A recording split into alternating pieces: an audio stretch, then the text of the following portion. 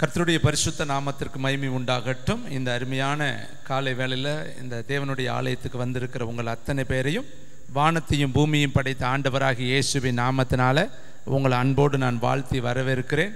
நேரலையில் இணைக்கப்பட்டிருக்கிற ஒவ்வொருவரையும் அற்புத இயேசு ஊழியத்தின் சார்பாக நான் அவர்களுக்கு வாழ்த்துதலை பதிவு செய்து கொள்கிறேன். கர்த்தர் மகிமை அடைவாராக. இந்த நாளின் செய்திக்கென்று எடுத்துக்கொள்ளப்பட்ட பரிசுத்த வேத பகுதி ஏசாயா எழுதின தீர்க்க தரிசன புஸ்தகம் 30வது அதிகாரம் 19வது வார்த்தை. சீயோனை சேர்ந்த ஜனங்கள் எருசலேமில் வாசமாயிருப்பார்கள். இனி நீ அழுது கொண்டுராய். உன் கூப்பிடுதலின் சத்தத்திற்கு அவர் உருக்கமாய் இறங்கி அதை கேட்டவுடனே உனக்கு மறு உத்தரவு அருளுவார். நல்ல 2 கரங்களை தட்டி தேவாதி தேவனையும் கர்த்தாதி கர்த்தரையும் அருமை இரட்சகராம் இயேசு கிறிஸ்துவையும் நம்ம மகிமை செலுத்தி வாழ்த்துவோம். கர்த்தருக்கு மகிமை உண்டாகட்டும். இந்த நாளில் தேவன் உங்களோடு பேசும்படி என் உள்ளத்தில், என் ஆவியில், என்னோடு கூட இடைப்பட்ட வார்த்தை, இனி நீங்கள் அழுது கொண்டு இருக்க மாட்டீங்க. பக்கத்தில் இருக்க பார்த்து சொல்லுங்கள், இத்தனை நாள் அழுதுட்டீங்க, 8 மாதம் அழுதுட்டீங்க, ஒருவேளை 30 வயதுனா 30 வருஷம் அழுதுட்டீங்க, 35 வயதுனா 35 வருஷம் அழுதுட்டீங்க. உங்கள் வாழ்க்கையில் பெரும் பகுதி அழுதே உங்களுடைய வாழ்க்கையை ஓட்டி கடந்து வந்திருக்கிறீங்க. ஆனால் இன்னைக்கு கர்த்தர் திட்டமாக தெளிவாக உங்கள் ஆவியில் பேசுகிற ஒரு வார்த்தையை யாரை பார்த்து சொல்கிறாரு? சீயோனை சேர்ந்த ஜனங்கள் எருசலேமிலே வாசமாயிருப்பார்கள். இனி நீ அழுது இராய். எங்கே வாசமாக இருக்கணும்? எருசலேமில் நீ இருந்தால் நீ அழுது கொண்டு இருக்க மாட்ட. சீயோனை சேர்ந்த ஜனமாய் நீ இருந்தேனா இனி நீ அழுது கொண்டு இருக்க மாட்ட. இன்னைக்கு ஏன் அழுகைக்கு காரணம் என்னன்னா, சீயோனை விட்டு வெளியேறுவதனால அழுகை வருகிறது, எருசலேமை விட்டு வெளியேறுவதனால கண்ணீரும் அழுகையும் புலம்பலும் வருகிறது.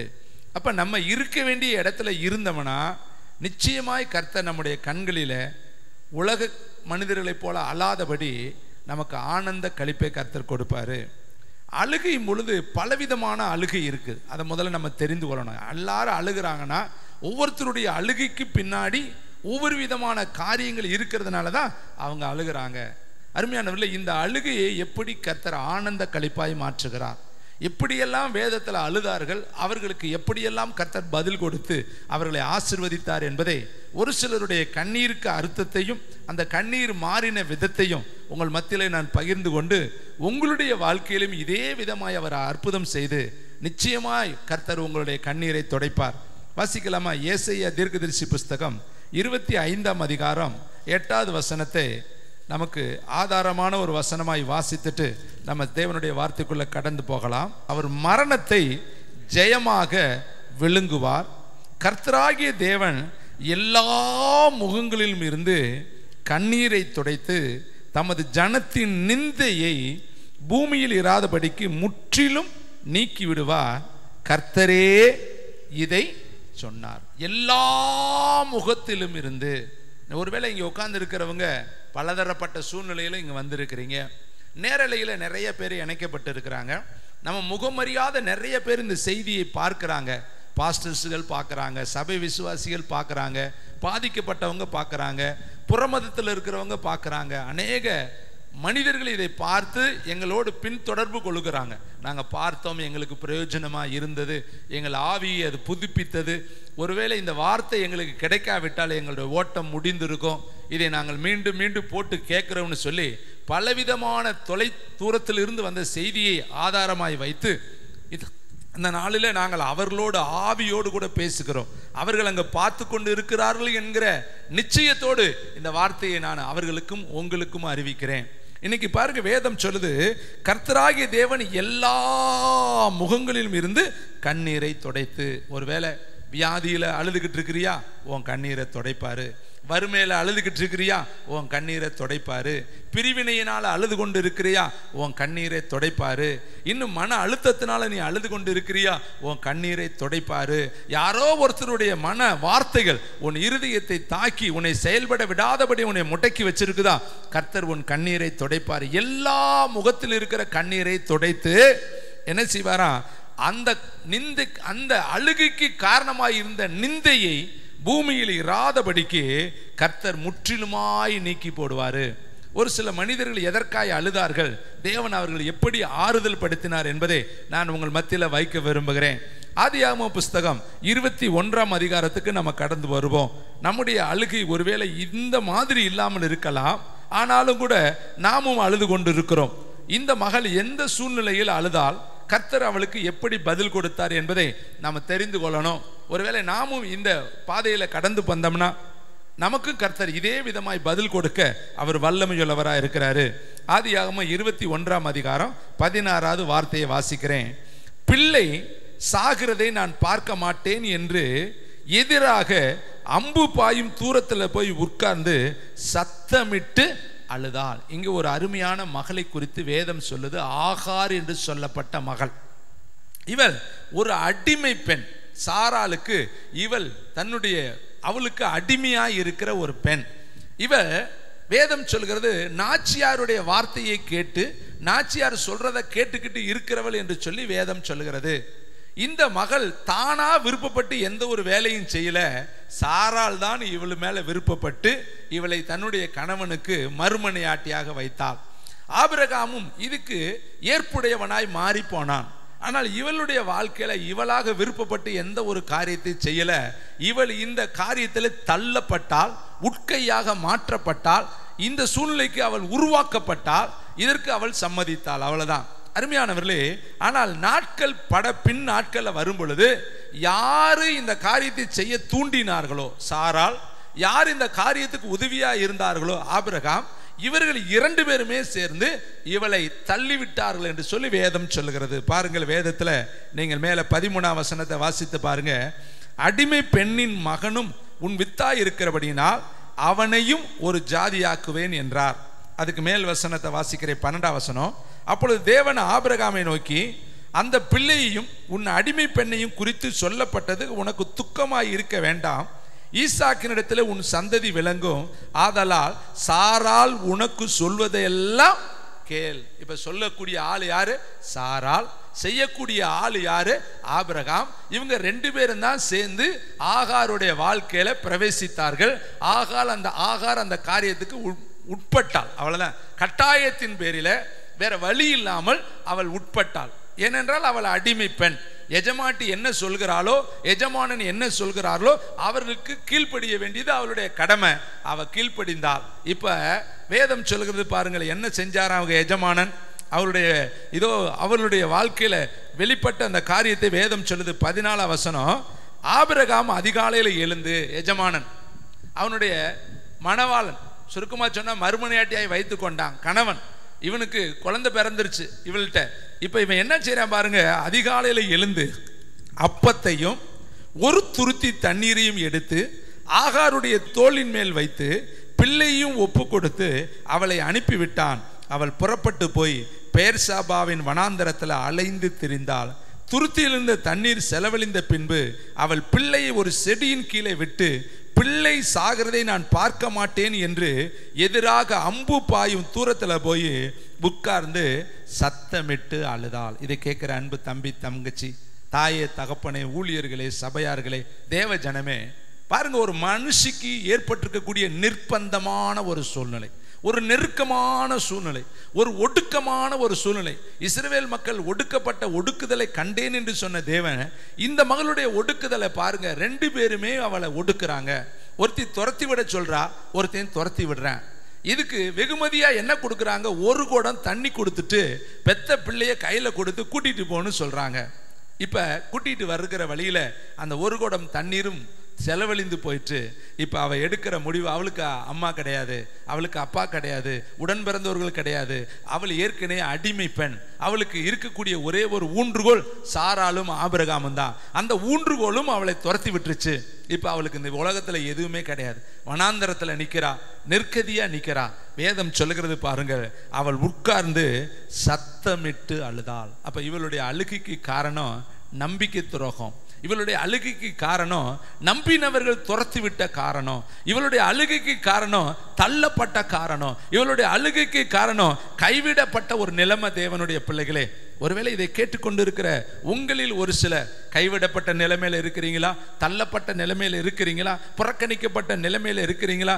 நினைப்பாரற்ற ஒரு நிலைமையில இருக்கிறீங்களா? அதன் நிமித்தம் நீங்கள் இரவும் பகலும் அழுது அழுது அழுது உங்கள் கண்கள் சிவந்து உங்களுடைய கண்களில் இருக்கிற நீர் தாரைகள் இதோ செலவழிந்து போய் அழக்கூட பலன் இல்லாதபடி தண்ணீர் வற்றி போன நிலைமையில நீங்கள் இந்த நாட்களில் ஒருவேளை இந்த இடத்துல கேட்டுக்கொண்டு இருப்பீர்கள் என்றால், ஒருவேளை உலகத்தின் பல பகுதிகளில் இதை பார்த்து கொண்டு இருப்பீர்கள் என்று சொன்னால், உங்களுக்கு தேவனுடைய ஆவியானவர் இந்த மத்தியான வேளையில ஒரு அற்புதத்தை செய்யும்படி தான் இந்த பகுதிகளை உங்களோடு கூட பேசிக் கொண்டிருக்கிறாரு.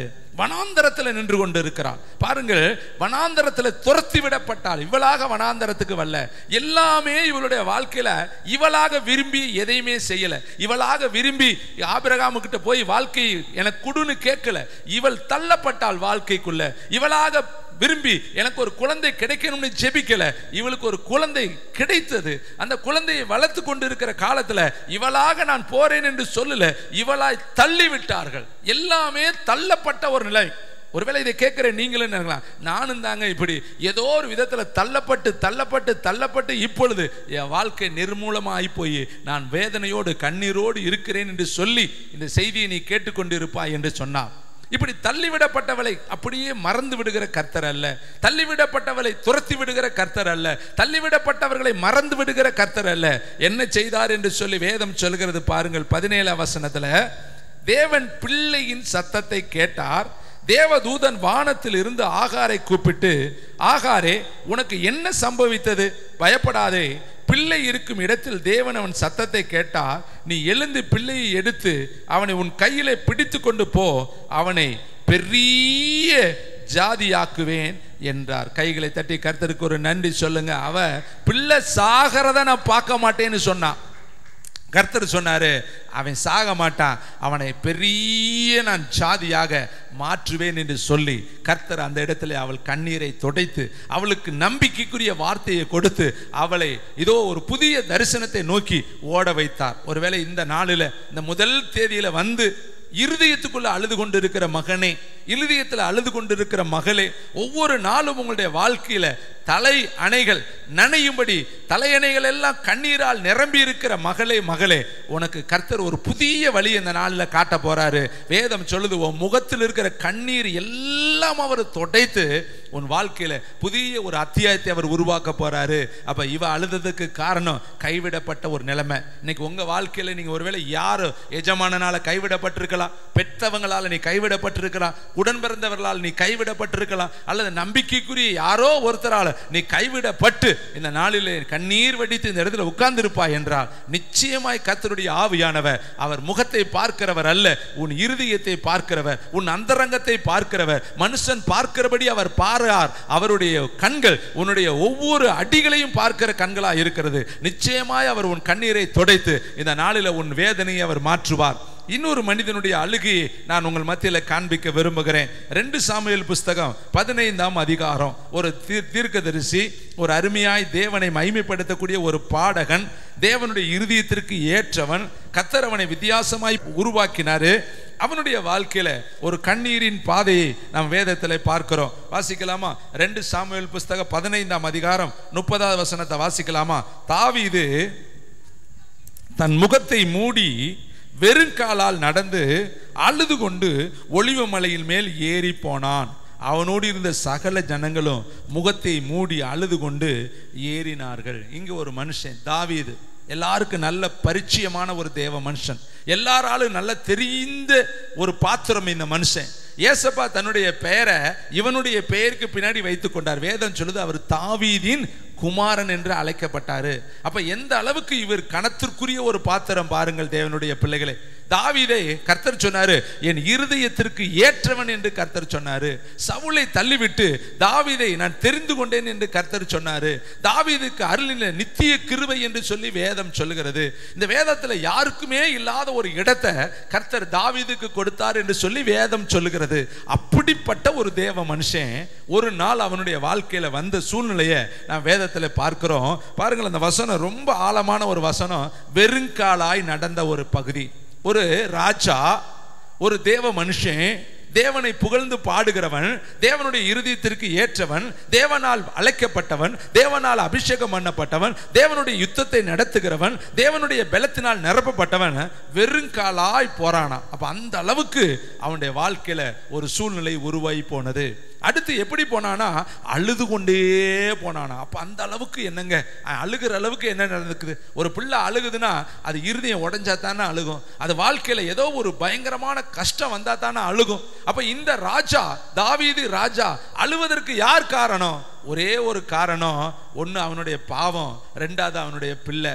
அவன் செஞ்ச பாவத்தினாலதான் பிள்ளை எப்படி எதிரியாய் எழும்பிட்டான். அப்சலோம் எழும்பி ராஜ்யத்தை உடைக்கும்படி அநேகரை தன் பட்சத்தில் இழுத்து கொண்டான். அநேகரை அப்சலோம் முத்தமிட்டு அரியணையை பிடிக்க அவன் எழும்பினான். இதை தாங்காத முடியாத அந்த தேவ மனுஷன் இப்பொழுது என் பிள்ளையே எனக்கு விரோதமாக எழும்பிட்டானே, என் கையே என் கண்ணை குத்துது, என் ரத்தமே எனக்கு விரோதமாக எழும்பி நிற்குது, என்னுடைய மகனே என்னுடைய ராஜ்யத்தில் வந்து எழும்பி நின்று என்னை கொல்லும்படி பார்க்கிறானே என்று சொல்லி அவனுக்கு செருப்பை அணிவதற்கு கூட மனதில்லைங்க. அவன் அழுது கொண்டு மலை மேலே ஏறி அழுது கொண்டே போனானா. ஒருத்தன் மனைவி கணவன் கைவிட்டு அழுது கொண்டு போனா, இங்க சொந்த மகனாலேயே தகப்பன் அழுது கொண்டு போறேன். ஒருவேளை இன்னைக்கு நீங்க உங்க குடும்பத்தார் நிமித்தமே அழுது கொண்டு இருக்கிறீங்களா? எனக்கு பிரச்சனை வெளியிலே இல்லை பிரதர், என் வீட்டாரே தான் எனக்கு சத்துரு. வேதம் சொல்லுது, உன் வீட்டாரே உனக்கு சத்துரு. இன்னைக்கு உங்க வீட்டுக்குள்ளேயே பிரச்சனை வரும். உங்க குடும்பத்தாராலேயே நீங்க அழுது கொண்டு இருப்பீங்க. இன்னைக்கு அநேகருடைய அழுகைக்கு காரணம் யாரா இருப்பாங்க தெரியுமா? பெரும்பாலும் உடன் பிறந்தவர்களா இருப்பாங்க. அடுத்து யாரா இருப்பாங்க? கணவனாகவே இருப்பாங்க. மனைவிக்கு பிரச்சனையா இருக்கிறவங்களே கணவனா இருப்பாங்க. சிலருடைய வீட்டுல மனைவி தான் பிரச்சனையா இருப்பாங்க. அந்த கணவன் சொல்லுவாங்க, நிம்மதியா ஒரு நேரம் சாப்பிட முடியல, நிம்மதியா வீட்டுக்குள்ள நான் போய் வர முடியல, இந்த மனைவி நிமித்தம் நான் ஒவ்வொரு நாளும் துக்கித்து கொண்டு இருக்கிறேன்னு சொல்லி எத்தனையோ மனைவிமார்கள் கணவனுக்கு கண்ணீரா இருக்கிறாங்க. எத்தனையோ கணவன்மார்கள் மனைவிக்கு கண்ணீர் இருக்கிறாங்க. சரி, கணவன் மனைவி நல்லா இருந்தா எத்தனையோ பிள்ளைகள் பெற்றோருக்கு கண்ணீரா இருக்கிறாங்க. எத்தனையோ பெற்றோர்கள் பிள்ளைகள் நிமித்தம் தினந்தோறும் அழுது அழுது அழுது அழுது கண்ணீர் வடிச்சுக்கிட்டு இருக்காங்க. இப்படி ஒரு பிள்ளையை பெத்துட்டேனே, இப்படி ஒரு பிள்ளை எனக்கு பிறந்துட்டானே, இவன் நிமித்தம் நான் போகிற இடமெல்லாம் வெக்கமா இருக்கு, போகிற இடமெல்லாம் இவனால தலைகுனிவா இருக்குது, இப்படி ஒரு ஊதாரியா போயிட்டானே, இப்படி என்னுடைய வாழ்க்கைக்கு கீழ்ப்படியாதவனா, என் வார்த்தைக்கு கீழ்ப்படியாதவனா போயிட்டானேன்னு சொல்லி எத்தனையோ பெற்றோர்கள் பிள்ளைகள் நிமித்தம் அழுது கொண்டு இருக்கிறாங்க. சிலர் வாழ்க்கையில அதிகாரிகள் நிமித்தம் அழுது கொண்டு இருக்கிறாங்க. சிலர் பொருளாதாரத்தை நிமித்தம் அழுது கொண்டு இருக்கிறாங்க. இன்னைக்கு ஏதோ ஒரு விதத்துல நீங்க அழுது கொண்டிருந்தால் உங்களுக்கு தான் கர்த்தர் இந்த நாளிலே பேசி கொண்டிருக்கிறாரு. அந்த அழுகை வெளியே தெரியாமல் உள்ளத்துக்குள்ள நீங்க அழுது கொண்டிருக்கலாம். உணர்வலைகளில் நீங்கள் அழுது கொண்டிருக்கலாம். உங்களுடைய ஆவிக்குரிய அந்த சூழ்நிலையில் நீங்கள் அழுது கொண்டிருக்கலாம். நீ எந்த சூழ்நிலையில் அழுது கொண்டிருந்தாலும் கர்த்தருடைய ஆவியானவர் இந்த நாளிலே உன்னோடு கூட பேசி கொண்டிருக்கிறார். மகளே பாருங்க, சொந்த மகனால் துரத்தப்பட்டு சொந்த மகனின் நிமித்தம் அரியணையை விட்டுட்டு அவன் புறப்பட்டு காட்டை நோக்கி போறாங்க. ஒரு ராஜா தன்னுடைய சொந்த பிள்ளையை நிமித்தம் விட்டுட்டு போறான். எருசலேமை நான் தீக்கரையாக்க விரும்பல, எருசலேமில் இருக்கிற பலிபீடத்தை இதோ நான் இதோ உடைத்து போட விரும்பல, அந்த உடன்படிக்கை பெட்டியை நான் இதோ வேதனைப்படுத்த விரும்பல, நான் புறப்பட்டு காட்டு பக்கம் போறேன்னு சொல்லி சொந்த பிள்ளையாலேயே அவன் ஓடுறான். எவ்வளவு வருத்தமா இருக்கும் பாருங்களேன். வேதம் சொல்லுது, முகத்தை மூடிக்கிட்டானா.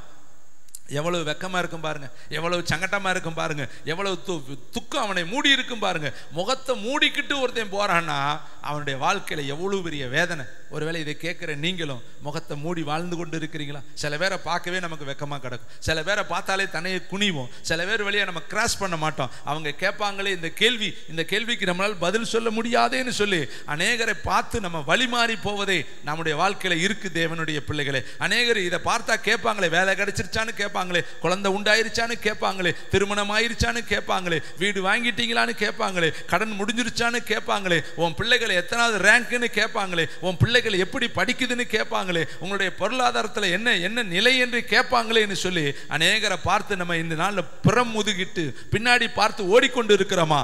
அந்த சூழ்நிலைகளை கர்த்தர் மாற்ற அவர் வல்லமை உள்ளவராக இருக்கிறாரு.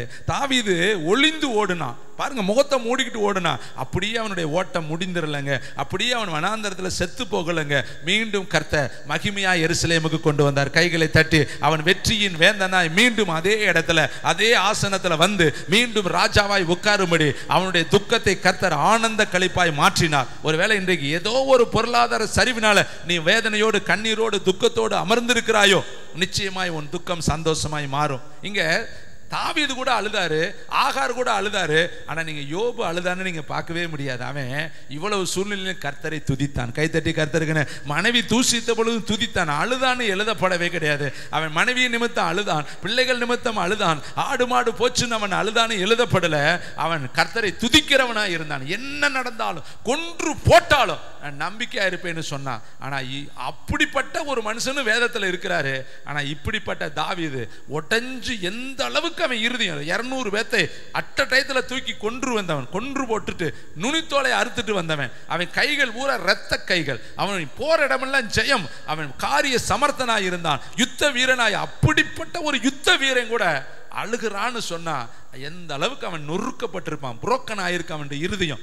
ஒருவேளை இன்னைக்கு நீங்களும் உள்ளத்துக்குள்ள உடைஞ்சு அழுதுகிட்டு இருக்கிறீங்களா? இந்த 9வது மாசம் முதல் காலை வேளையில கர்த்தர் சொல்றாரு, உன் முகத்துல இருக்கிற கண்ணீரை நான் தொடப்பேன். இந்த மாசத்துல உனக்கு அழுகைக்கு எது காரணமா இருக்கோ அந்த காரணத்தை நான் பூமியில இராதபடி, பூமியில அந்த நிந்தை இராதபடி அதை நான் முற்றிலுமாய் நீக்கி போடுவேன். நான் உனக்கு ஆனந்த களிப்பு உண்டாகும்படி காணப்படுவேன். எத்தனை பேர் விசுவாசிக்கிறீங்க? கைகளை தட்டி தேவனுக்கு ஒரு நன்றி சொல்லலாமா? இன்னைக்கு செய்தியை கேட்கிறப்ப உங்க ஆவி மனுஷன் துள்ளணுங்க.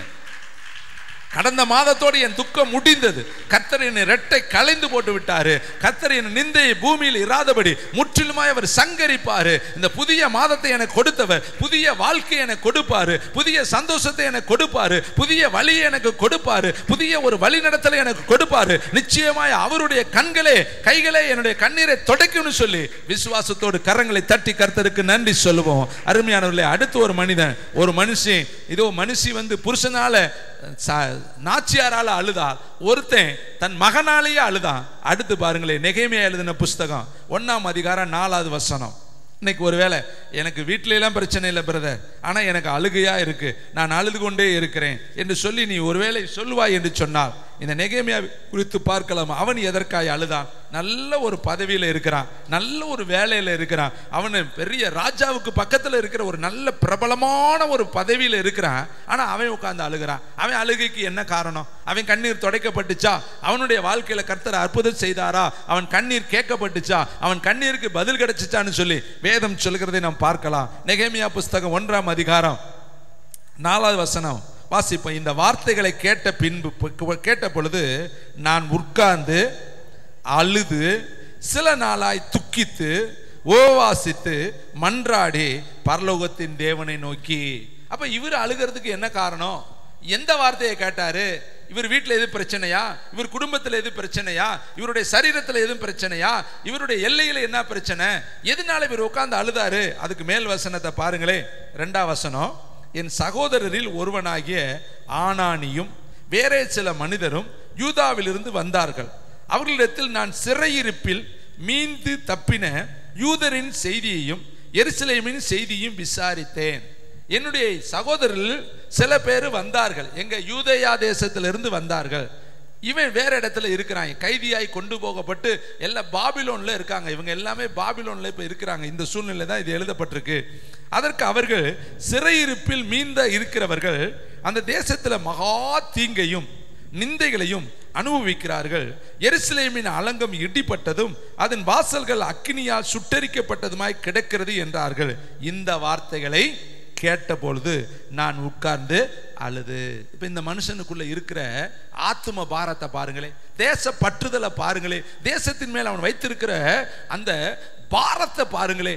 தேசம் அலங்கம் இடிக்கப்பட்டு போய் அதனுடைய வாசல்கள் எல்லாம் அக்கினியால் சுட்டரிக்கப்பட்டு போய் ஜனங்கள் எல்லாரும் அங்க உணவு இல்லாமல் சிறுமைப்படுத்தப்பட்டு இருக்கிறார்கள். தேசத்தில் இருக்கிற ஜனங்கள் எல்லாம் துக்கிக்கிறார்கள் என்கிற செய்தி கேட்ட உடனே இவன் உட்கார்ந்து அழுகிறான். அப்ப இவனுக்கு இந்த அழுகைக்கு என்ன காரணம்?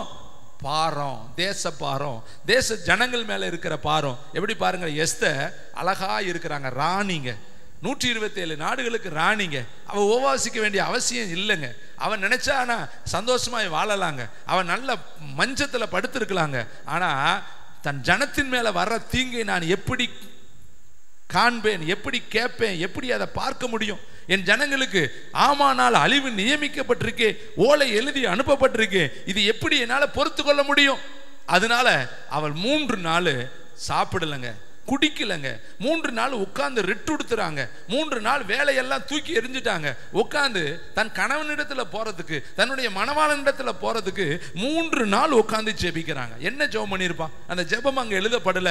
ஆனால் அல்லும் பகலும் தன் தாதிமார்களோடு கூட இணைஞ்சு அவள் ஜெபம் பண்ணி வேண்டுதல் பண்ணி ஜீவனை பணையம் வைத்து கொலுமண்டபத்தில் இருக்கிற தன்னுடைய எஜமான இடத்துல அவள் புறப்பட்டு போனாலாம். இதை கேட்கிற தம்பி தங்கச்சி, அப்ப எஸ்தருக்குள்ள இருந்தது தேச பாரம். இங்க நெகேமியாக்குள்ள இருக்கிறது தேசத்தை குறித்து பாரம். அந்த தேசத்தினுடைய பாரம் அவனுக்கு என்னத்தை கொண்டு வந்துச்சு தெரியுமா? கண்ணீரை கொண்டு வந்துச்சு. இதை கேட்கிற இன்றைக்கு உங்களுடைய வாழ்க்கையில ஒருவேளை தேசத்துக்காக நீங்க அழுதீங்கன்னா நிச்சயமா கண்ணீரோடு விதைக்கிறவர்கள் கம்பீரத்தோடு அறுப்பாங்க. உனக்காக அழுகிறத விட உன் ஜனத்திற்காக அழு தேவனுடைய பிள்ளைகளை. இதோ வேதம் சொல்றது, சிறுமைப்பட்டு ஆவியில் நொறுங்குண்டு இருக்கிறவனையும் கர்த்தர் நோக்கி பார்ப்பார் என்று வேதம் சொல்லுகிறது. யாரை நான் அனுப்புவேன், யார் என் காரியமாய் போவான் என்று சொல்லி வேதம் சொல்லுகிறது. இதோ என் தலை தண்ணீரும் என் கண்கள் கண்ணீர் ஊற்றுமானால் நலமாயிருக்குமேன்னு சொல்லி வேதம் சொல்லுகிறது. அப்ப நீங்க தேசத்துக்காக அழுகணும். பாருங்க, யோபுவை கடந்த நாட்கள் நாங்கள் தியானித்தோம். பாருங்கள், அவனுக்கு உடம்பெல்லாம் வியாதி. மனைவி தூசிக்கு சொன்னாங்க, மனைவி விரோதியாய் மாறிட்டாங்க, நண்பர்கள் எல்லாரும் விரோதியாய் மாறிட்டாங்க, அங்க இருக்கிற எல்லாருமே இவனுக்கு எகென்ஸ்டா இருக்கு. பிள்ளைகள் போச்சு, ஆடு மாடுகள் போச்சு, அவனுடைய பழைய நிலைகள் எல்லாம் மாறி போச்சு. ஆனா இந்த சூழ்நிலையில் ஒரு மனுஷனால ஜெபிக்க முடியுமா? யாருக்கு ஜெபிக்கிறான்? சிநேகிதர்களுக்கு ஜெபிக்கிறான். ஆனா அந்த சிநேகிதர் எல்லாரும் அவனை வேதனைப்படுத்தினவர்கள், கசப்பான வார்த்தைகளை சொன்னவர்கள், அவனை குற்றப்படுத்தினவர்கள், அவனுடைய வாழ்க்கையில குற்றங்களை கண்டுபிடித்தவர்கள், அவனை மறைவான வார்த்தையாலை குற்றப்படுத்தி அவனுடைய இருதயத்தை உடைத்தவர்கள். ஆனா அப்படிப்பட்ட நண்பர்களுக்கு இந்த சூழ்நிலையில, ஓட்டை எடுத்து சுரண்டி கொண்டிருக்கிற சூழ்நிலையில, தோல் முதலானவைகள் அழுகி போன ஒரு சூழ்நிலையில, அவனுடைய சரீரமெல்லாம் நாற்றம் எடுத்து போன ஒரு சூழ்நிலையில, அவனை பார்க்கும் பொழுது பார்க்கத்தக்க ரூபம் அவனுக்கு இல்லை. அப்படிப்பட்ட ஒரு சூழ்நிலையில அவன் இன்னொருத்தனுக்காய் ஜெபம் பண்றானா? அப்ப எப்படிப்பட்ட ஒரு தேவ மனுஷன் பாருங்க. அந்த நிலைமையிலும் இன்னொருத்தரை ஆசீர்வதித்து ஜெபிக்கிற அளவுக்கு அவன் இருதயத்தை பக்குவப்படுத்தி வைத்திருந்தான். பவுல் சொல்றாரு, வாழ்ந்திருக்கவும் எனக்கு தெரியுங்க, தாழ்ந்திருக்கவும் எனக்கு தெரியுங்க, எல்லா நிலைமையிலும் நான் பரிபூரணப்பட கற்றுக்கொண்டிருக்கிறேன். அப்ப வாழ்ந்திருந்தால் மட்டும் நம்ம கர்த்தரை துதிக்க கூடாதுங்க, தாழ்ந்திருந்தாலும் நம்ம கர்த்தரை துதிக்கணுங்க. ஐஸ்வர்யவானா இருக்கிற நீ தாழ்த்தப்பட்டேன்னா அதை குறித்து மேன்மை பாராட்டு என்று வேதம் சொல்கிறது. சிலர் ரதங்களையும் சிலர் குதிரைகளை குறித்து மேன்மை பாராட்டுவார்கள். நாங்களோ கர்த்தராகிய இயேசு கிறிஸ்துவை குறித்து, கர்த்தரை குறித்து மாத்திரம் நாங்கள் மேன்மை பாராட்டுவோம். இன்னும் வேதம் சொல்லுது, சிலுவையை குறித்து மாத்திரம் நாங்கள் மேன்மை பாராட்டுவோம். இங்கு பாருங்க, நெகேமியாவுடைய அழுகைக்கு என்ன காரணம்? எல்லாரும் அந்த ராஜா சொல்றாரு, உனக்கு மனதுல தாப்பா துக்கம் இருக்குது, உன் வாழ்க்கையில வேற ஒண்ணும் இல்லையே, நான் உன்னை நல்லா பார்த்துட்டேன், உன் துக்கத்துக்கு காரணம் 2ஆம் அதிகாரம் 2ஆம் வசனம், நெகேமியா 2:2.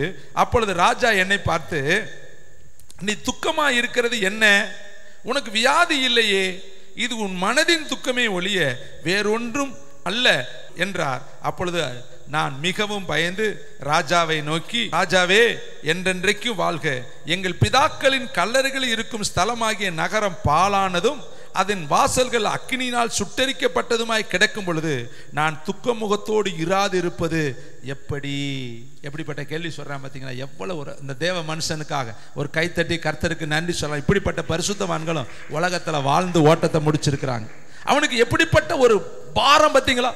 என் தேசம் பாலடைஞ்சு கிடக்கும் பொழுது, என் தேசத்தினுடைய அலங்கங்கள்லாம் இடிக்கப்பட்டு கிடக்கும் பொழுது, அதன் வாசல்கள் அக்கினியினால் சுட்டெரிக்கப்பட்டு கிடக்கும் பொழுது, என் தேசத்தில் இருக்கிற ஜனங்கள் உணவு கூட இல்லாமல் கொடிய கஷ்டத்தில் இருக்கும் பொழுது நான் துக்க முகமாய் இராமல் இருப்பது எப்படி? நீங்க துக்கமுகமா இருப்பதற்கு மனதின் துக்கமேன்னு சொல்றீங்களே, நான் எப்படி சந்தோஷமா இருக்க முடியும்? எனக்கு மட்டும் உணவு கிடைச்சா போதுமா? எனக்கு மட்டும் படுக்க இடம் கிடைத்தால் போதுமா? எனக்கு மட்டும் நல்ல வாழ்க்கை அமைஞ்சால் போதுமா? என் இனத்தார் எல்லாரும், என் குலத்தார் எல்லாரும், என் ஜாதி சனத்தார் எல்லாரும், என்னுடைய பட்டணம் எல்லாம் பாலா கிடக்குதே.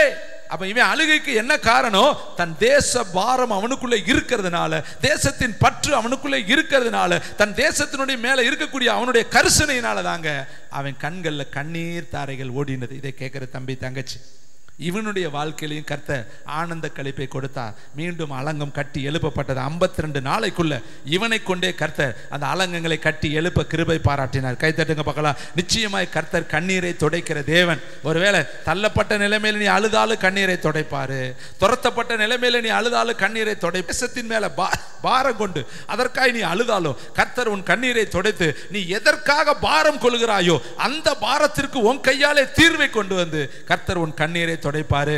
இன்னும் சில கண்ணீரை நான் உங்களுக்கு காண்பிக்க விரும்புகிறேன். ஏசாயா தீர்க்கதரிசி புஸ்தகம் 38ஆம் அதிகாரத்துக்குள்ள நம்ம எல்லாரும் கடந்து வருவோம். 3வது வசனத்தை வாசிக்கலாம். ஏசாயா தீர்க்கதரிசி புஸ்தகம் 38ஆம் அதிகாரம் 3வது வார்த்தை.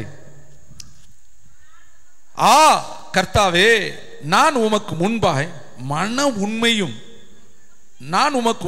உண்மையும் மன உத்தமமாய் நடந்து உமது பார்வைக்கு நலமானதை செய்தேன் என்பதை நினைத்தருளும் என்று விண்ணப்பம் பண்ணி எசேக்கியா மிகவும் அழுதான். ஒரு ராஜாங்க. இந்த ராஜாவை குறித்து முந்தின பகுதியில் வாட்சி பாருங்க. இஸ்ரவேல் தேசத்துல, எருசலேம் தேசத்துல, தேவனுடைய ஜனங்கள் இருக்கிற தேசத்துல அவ்வளவு நன்மைகளை செய்தவன், நன்மை செய்த எசேக்கியா ராஜா. அதனாலதான் அவன் தைரியமா கர்த்தரிடத்துல சொல்றான், உமக்கு முன்னாடி நான் உண்மையும் மன உத்தமமாய் நடந்து. இதை கேட்கிற தம்பி, தங்கச்சி, தாயே, தகப்பனே, ஊழியர்களே, சபையார்களே, விசுவாசிகளே, இதை கேட்டுக்கொண்டு இருக்கிற யாரானாலும் சரி, நீங்க கர்த்தரிடத்துல கை தூக்குற அளவுக்கு உங்க கை சுத்தமா இருக்கணும். எப்படி தூக்கி சொல்றேன் பத்தியா, நான் உண்மையா இருந்தேனே, உத்தமமா இருந்தேனே. அப்ப சொல்ற அளவுக்கு அவன்கிட்ட என்ன இருக்கு தெரியுமா? பியூர் ஹார்ட், உண்மையுள்ள ஒரு மனிதனா இருக்கிறான். அவன் கை தைரியமா சொல்றான், நான் உண்மையா இருந்தேனே. அப்ப உனக்கு என்ன சம்பவம் நடந்துச்சு? மரணத்திற்கு ஏதுவான வியாதி வந்துருச்சு. அந்த உண்மையுள்ளவனுக்கும் வியாதி விடலங்க, அந்த உண்மையுள்ளவனுக்கு வேதனை விடலங்க, அந்த உண்மையுள்ளவனுக்கும் துயரம் விடலங்க. அந்த உண்மையுள்ளவனை தேடியும் துயரம் வருகிறது, வேதனை வருகிறது, கஷ்டம் வருகிறது. உண்மையான மனுஷன் சோதிக்கப்படுகிறான் என்று வேதம் சொல்லுகிறது. அருமையானவர்களே, இப்ப இவனுக்கு வியாதி எப்படி வருகிறதா? 1ஆம் வசனம் பாருங்களேன், 38:1. அந்நாட்களில் எசேக்கியா வியாதிப்பட்டு மரணத்துக்கு ஏதுவாய் இருந்தான். அப்பொழுது ஆமோத்தின் குமாரனாகி ஏசாயா என்னும் தீர்க்கதரிசி அவனிடத்தில் வந்து அவனை நோக்கி, நீர் உமது வீட்டு காரியங்களை ஒழுங்குபடுத்தும், நீர் பிழைக்க மாட்டீர், மரித்து போவீர் என்று கர்த்தர் சொல்லுகிறார். இவனுடைய ஆயுசு காலம் இவ்வளவுதான், இதோட முடிகிற, உண்மையிலே முடிந்து போற காலம். ஏன்னா கர்த்தர் சொல்லிட்டார், பிழைக்க மாட்டீர். அப்ப இவனை எடுப்பதற்கு தேவன் அனுமதித்தது தான் அந்த வியாதி. அப்ப ஒவ்வொரு மனுஷனையும் எடுப்பதற்கு கர்த்தர் ஒரு விதமான வழி வைத்திருப்பார். ஒவ்வொருத்தருக்கு ஆயுசு காலம் முடியும் பொழுது ஒவ்வொரு விதமாய் ஓட்ட முடியும். இவனுக்கு ஓட்டம் எப்படிப்பட்ட வியாதி? மரணத்துக்கு ஏதுவான வியாதி வந்திருக்கு. இந்த வியாதியில தான் இவனுடைய ஓட்டம் முடியணும். என்ன, தேவன் அனுப்பிட்டார் ஆளை, நீ மரித்து போவீர், கர்த்தர் சொல்லுகிறார், உன் வீட்டு காரியத்தை ஒழுங்குபடுத்தும். அப்ப உண்மைதான், பரலோகத்துல அவனுடைய நாட்கள் முடிவு அடைகிறது. கர்த்தர் தூதுவனை அனுப்பிட்டாரு, ஏசாயா தீர்க்கதரிசியை அனுப்பிட்டாரு. அவனுக்குன்னு பிறப்பிலே நியமிக்கப்பட்ட நாட்கள் அதுதான். ஆனாலும் அதை மாற்ற முடியும். வேதம் சொல்லுது, கர்த்தருக்கு பயப்படுவனுடைய ஆயுசு நாட்களை கர்த்தர் பெருக பண்ணுகிறவர். உன்னுடைய சிரசின் மேல் ஆசீர்வாதம் தங்கும் என்று வேதம் சொல்லுது. நீ கர்த்தருக்கு பெற்றோரை கனம் பண்ணு, அப்பொழுது கர்த்தர் உன்னுடைய ஆயுசு நாட்களை பெருக பண்ணுவார் என்று வேதம் சொல்லுது. பாத்தீங்களா? கர்த்தருக்கு பயந்தாலும் பெருக பண்ணுவாரு, பெற்றோரை கனம் பண்ணினாலும் கர்த்தர் என்ன பண்ணுவாரு? பெருக பண்ணுவாரு. இங்க பாருங்க, வேதம் சொல்லுது, இவன் என்ன பண்ணினான் தெரியுமா? செய்தி வந்துருச்சு, ஓலை வந்துருச்சு, தீர்க்க தரிசனம் வந்துருச்சு, இவனுடைய ஓட்டம் முடிய போறதுக்கு ஒரு தீர்க்கதரிசி வந்து சொல்லிட்டாரு. எல்லாமே கரெக்ட் தான். வியாதியும் வந்துருச்சு, நடக்க முடியல, பார்க்க முடியல, பேச முடியல. அந்த வியாதி அந்த காலத்துல கேன்சர் வியாதி போல இது உயிர்கொல்லி வியாதி. அதான் இன்னைக்கு நமக்கு கேன்சருக்கு என்ன மருத்துவ ரீதியை கண்டுபிடிச்சு இது வந்து என்னது உயிர்கொல்லி வியாதின்னு சொல்லிடுறாங்க. அந்த காலத்துல இதுக்கு உயிர்கொல்லி வியாதின்னு சொல்வதற்கு அடையாளம் இல்லை. ஆனாலும் மரணத்திற்கு ஏதுவான வியாதி என்று எழுதப்பட்டிருக்கு. இப்ப வியாதி வந்தது உண்மை, படுத்து கிடக்கிறது உண்மை, ஓலை வந்தது உண்மை, தீர்க்கதரிசி வந்தது உண்மை, எல்லாமே உண்மை. ஆனா இத்தனை உண்மையும் தாண்டி அவன் தேவனுக்கு உண்மையா இருந்தது உண்மை. கைத்தட்டி கர்த்தர், நீ என்ன சூழ்நிலையில் இருந்தாலும் சரி, நீ கர்த்தருக்கு முன்னாடி உண்மையா இருந்தேனா கர்த்தர் உன் கண்ணீரை துடைப்பார். வேதம் சொல்லுது பாருங்க, மிகவும் அழுதான். எப்படி சொல்லிட்டு அழுதான் தெரியுமா? 13ஆம் வசனத்தை பாருங்களேன். 11ஆம் வசனத்திலிருந்தே வாசிக்கிறேன். கர்த்தரை நான் இனி உயிரோடு இருக்கிறவளின் தேசத்தில் தரிசிப்பது இல்லை, இனி பூலோக குடிகளோடு இருந்து மனுஷனை நான் காண்பதில்லை. என் ஆயுசு மேய்ப்பனுடைய கூடாரத்தை போல என்னை விட்டு பெயர்ந்து போகிறது. நெய்கிறவன் பாவை அறுக்கிறது போல என் ஜீவனை அறுக்க கொடுக்கிறேன். என்னை பாவிலிருந்து அறுத்து விடுகிறார். இன்று இரவுக்குள் என்னை முடிவடைய பண்ணுவார். விடியற்காலம் மட்டும் நான் எண்ணமிட்டு கொண்டிருந்தேன். அவர் சிங்கங்களைப் போல என் எலும்புகளை எல்லாம் நொறுக்குவார். இன்று இரவுக்குள்ளே என்னை முடிவடைய பண்ணுவீர் என்று சொல்லி நமுட்டை போலவும் தகையலான் குருவிகளைப் போலவும் கூவினேன். புறாவை போல புலம்பினேன். என் கண்கள் உயரே பார்க்கிறதுனால் பூத்து போயின. கர்த்தாவே, ஒடுங்கி போகிறேன். என் காரியங்களை மேற்போட்டு கொள்ளும் என்றேன். இதான் அவன் சொல்லி அழுதது. புலம்பல், இவனுடைய புலம்பல் இதுதான். உயிரோடு இருக்கிறவர் தேசத்தில் இனி நான் கர்த்தரை காண்பது கிடையாது. இன்றோடு என்னுடைய பாவை என்ன செய்ய போறாரு? அறுத்து போட போகிறாரு. நான் என்ன செய்ய போறேன்? இன்றோடு என்னுடைய ஓட்டை என்ன செய்ய போகுது? முடிய போகுது. நமுட்டை போலவும் தகையலான் குருவியை போலவும் கூவினானாம். இப்படியெல்லாம் சொல்லித்தான் அவன் புலம்புனான். அங்க வேதம் சொல்லுவாரு, எசேக்கியா மிகவும் அழுதான். இதுக்கு ஒரு வரியில தான் இருக்குது. என்ன சொல்லி அழுதான்?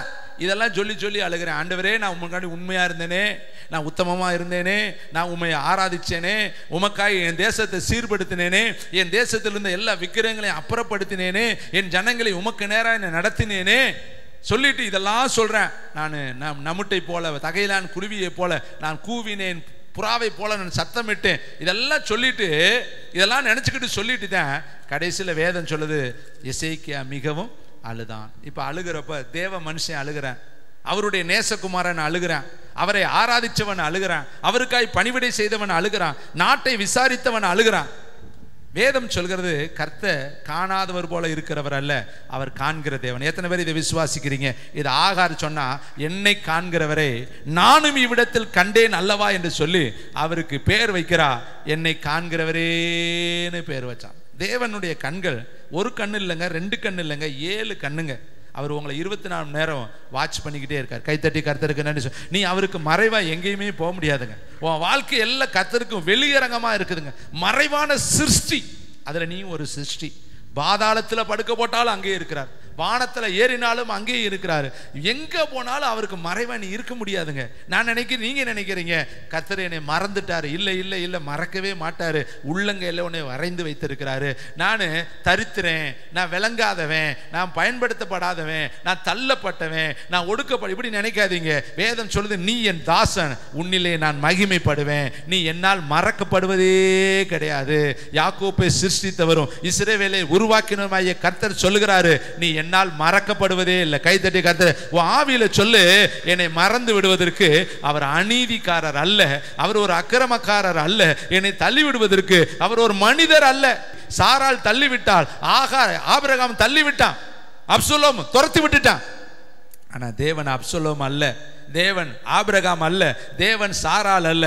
அவர் உன்னை இருதயபூர்வமாய் நேசிக்கிறவர். கைத்தட்டி கர்த்தர் ஓ முடியெல்லாம் எண்ணி வைத்திருக்கிறவர், உனக்காய் ஜீவனை கொடுத்திருக்கிறவர், உனக்காய் 6 லிட்டர் ரத்தத்தை உனக்காக சிந்தி இருக்கிறவர், உனக்காய் இந்த பூமியில கசையடிகளை ஏற்றுக்கொண்டவர், உனக்காய் காரி துப்ப தன்னுடைய முகத்தை கொடுத்தவர். வேதம் சொல்கிறது, பாறை போல தன்னுடைய முகத்தை மாற்றினாரா. துப்புறவன் எல்லாம் துப்புப்பா, எவ்வளவு வேணாலும் துப்பு, என் பிள்ளை மேல துப்புற துப்ப என் மேல துப்புன்னு தாவீது சொல்றார். இன்னும் நல்லா திட்டட்டும், இன்னும் நல்லா வையட்டும், இன்னும் நல்லா காரி துப்பட்டும், என்ன வேணாலும் அவன் சொல்லட்டும், கர்த்தர் அதை பார்க்கட்டும். கைத்தட்டி கர்த்தருக்கு நன்றி சொல்லுங்க. நீங்களும் யார் என்ன சொன்னாலும் உங்க முகத்தை கெட்டியாக்கிக்கங்க, பாறை போல கெட்டியாக்கிக்க.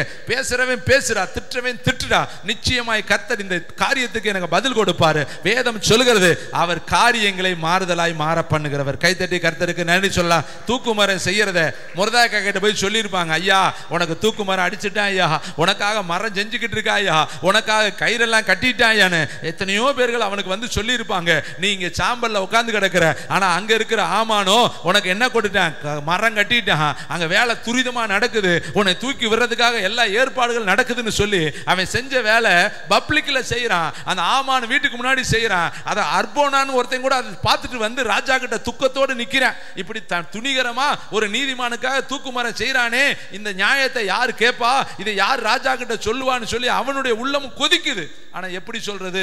ராஜா கிட்ட பேச முடியாது, ராஜா கேட்காம பதில் சொல்ல முடியாது. உலகம் எல்லாம் தெரியுது, 127 நாடுகளுக்கு அது செய்தி போயிருக்கும், எல்லாருக்கும் சொல்லி இருப்பாங்க. பாரு முருதக்காய்க்கு ஆமான் மரம் செஞ்சுக்கிட்டு இருக்கான் பாருன்னு செய்தி எல்லா பக்கம் தெரிஞ்சிருக்கும். ஆனா கர்த்தருடைய கண்கள் அந்த மரத்தை பார்த்துச்சு, தூக்கு மரத்தை பார்த்துச்சு. அன்னைக்கு ராத்திரி என் தேவன் செய்த ஒரு அற்புதம் என்ன தெரியுமா? ராஜாவுக்கு தூக்கம் வரல. கைதட்டி கர்த்தருக்கு நன்றி சொல்லுங்க.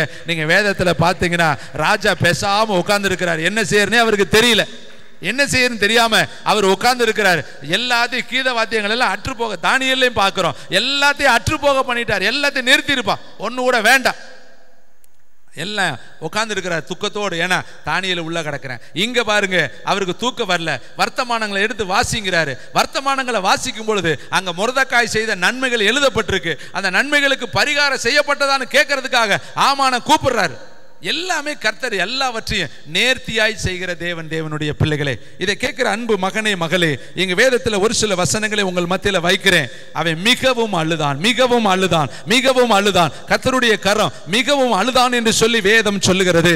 அருமையான தேவனுடைய பிள்ளைகளே, இங்கு வேதத்தில் வாசிக்கிறார் மிகவும் அழுதான். அதை பார்த்துக்கிட்டு கர்த்தர் சும்மா இல்ல, அடுத்த நிமிஷம் கர்த்தர் செய்த ஒரு நன்மைகளை பாருங்களே. வேதம் சொல்லுகிறது, 4வது வசனத்தை வாசிக்கலாம். உண்டான கர்த்தருடைய வார்த்தை, நீ போய் எசேக்கியாவை நோக்கி உன் தகப்பனாகிய தாவீதின் தேவனாயிருக்கிற கர்த்தர் சொல்லுகிறது என்னவென்றால், கைத்தட்டி கர்த்தருக்கு நன்றி சொல்லணும். உன் விண்ணப்பத்தை,